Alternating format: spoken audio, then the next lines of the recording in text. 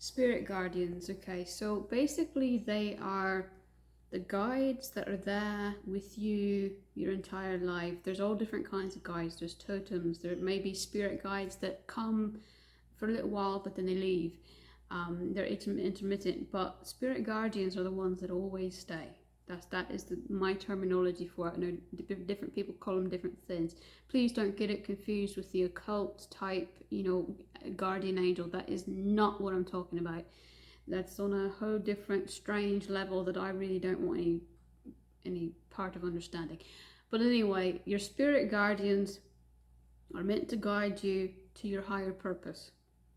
They're meant to help you whatever you need, whether it's protection or whether it's healing. They're there to help you find it so that you can get on the path that you need to be on in order to do whatever purpose you're meant to do on this earth, in this life. So basically, they're just as much as a guide as they are a protector or a guardian. As long as you give them permission to help. If you don't, then they can only do so much. And of course, if you ignore what they're asking, then they can only do so much. They cannot ever, possess or oppress you, but they can at least invite an idea. And usually for people who don't know they exist, it happens on a subconscious level. But for us pagans who know they're there, we actually talk to them directly. And there's a couple different ways that we do that. Some people can just talk to them, like me, can just talk to them at any given moment. It knows exactly where they are at any given moment, knows what they're doing, knows what they're saying at any given moment without having to do some kind of altered state. But some people have to actually go into that altered state of mind and go into the astral realm, in the dream realm, and talk to them there. It just depends on the person. For me, I've had to talk to them so much, and I've had to listen to what they have to say so much that door is just swung wide open. But before I knew that they existed, that door was completely locked and closed, and I had no idea they were there, and so I couldn't sense them at all before I knew they existed. But once I knew they existed, once I really got into this and started learning about paganism, and I learned who they were. Big mistake that a lot of people make though is not learning first how to tell the difference, how to sense the energies. We talked about that in a different video. How to see the truth in things and see even the hidden truth in all things. And you have to make sure that you've mastered that skill before you decide that something truly is a spirit guardian or even just a random guide that may come and go. The last thing that you want to do is pretend that you know the answer, or actually legitimately think you know the answer to something when you actually don't. And then who's guiding you at that point? You don't know who really is it a malicious spirit that is acting as, or is it your own mind and your own assumptions, and it's not even a guide at all but your own assumptions. You have to really be hollow and be willing to not have any thought, any assumption at all when you're looking for answers.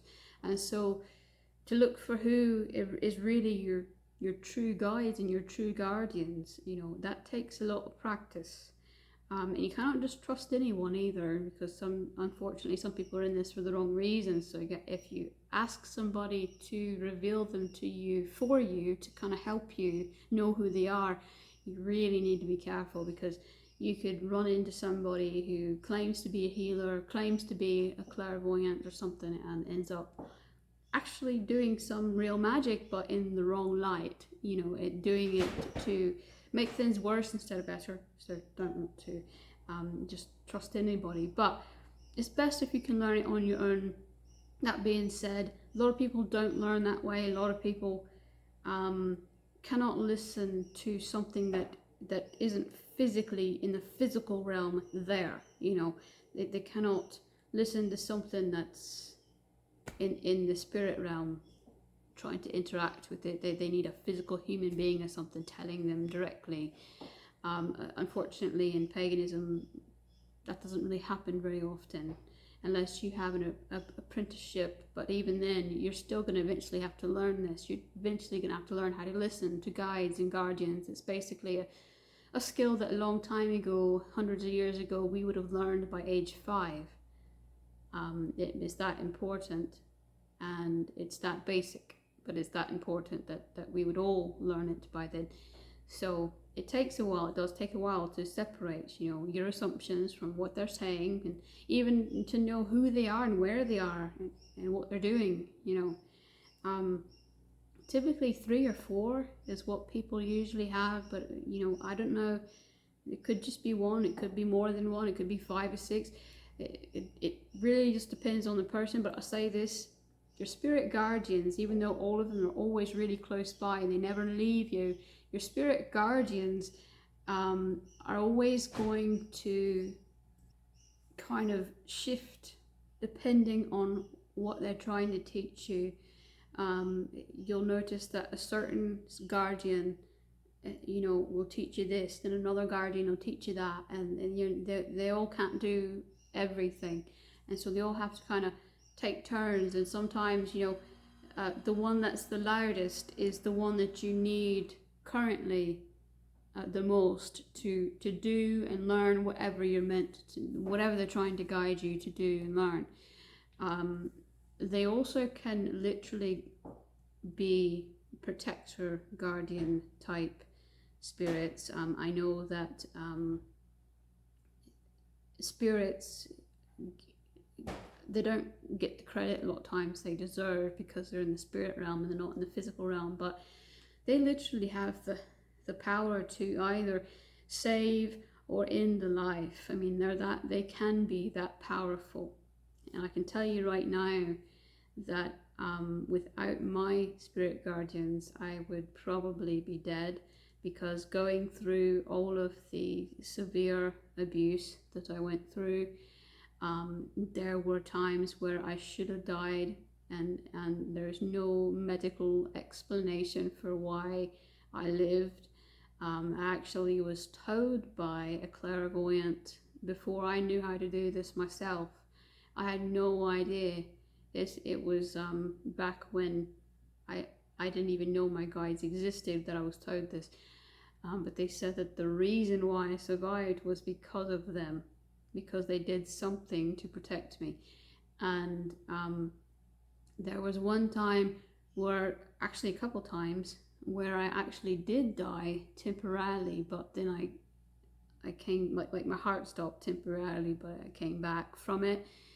And there was one time where it was so bad that I actually woke up in a drawer. So I just know that there's no logical explanation for, you know, I think they knew that I couldn't, I wouldn't have lived if they hadn't helped me, and I couldn't fulfill, even have a chance to fulfill my life's purpose if I had died, you know, before I even got a chance. I mean, basically my family was trying to kill me the moment I was born. I'm not lying. My family was really bad people, and if they weren't trying to kill me, they were trying to hurt me, at least that. And I couldn't have done this alone. I couldn't have survived alone without help. No one's that strong. And so I think that you know, your guides, your guardians, your spirit guardians, especially the ones that are there with you for your whole life, are always going to be wiser than you, are always going to know more than you, at least in this life. They will always be wiser than you. They always know better. And they're never going to try to deceive you. If they really are your guardians, if they really are your guides, they're not going to try to deceive you. All they're there to do is try and get you on the right path. And to ignore them and to go against what they tell you is an extreme dishonor and an extreme disrespect, to the point where you're collecting debt, basically. Or sorry, you're not collecting debt, but you're in debt, and there's a debt being growing from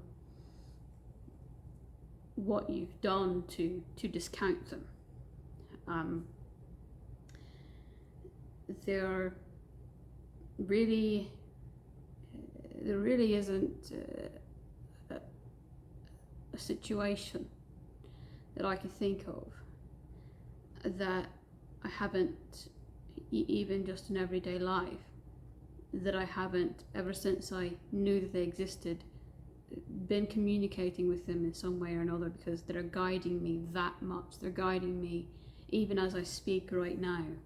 They're guiding me, and I can just hear them in the background, not audibly, but in my head, and I can feel them. I can feel their presence in the background.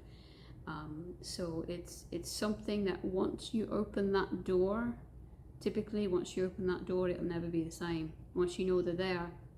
Now, some people can't just hear and see them all the time, every day, or sense them. Some people just sense them.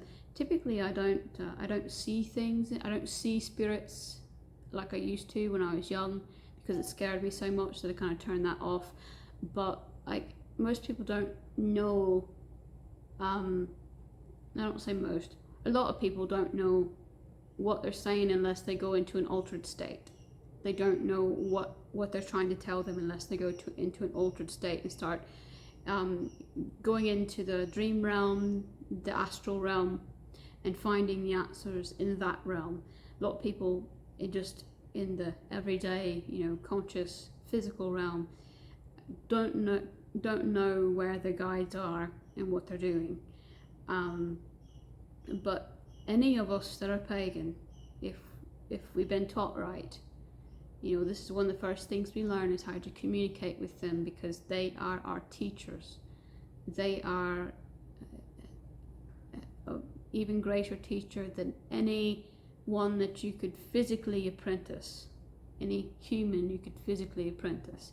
They're going to be even more important most of the time than those kind of teachers, because they're a lot wiser, like I said, than you'll ever be in this life.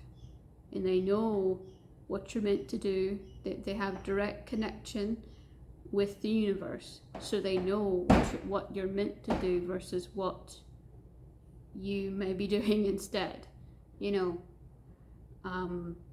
So it's something that is, if you're pagan, you cannot live without doing. You have to make it a big part of your life, and trust them.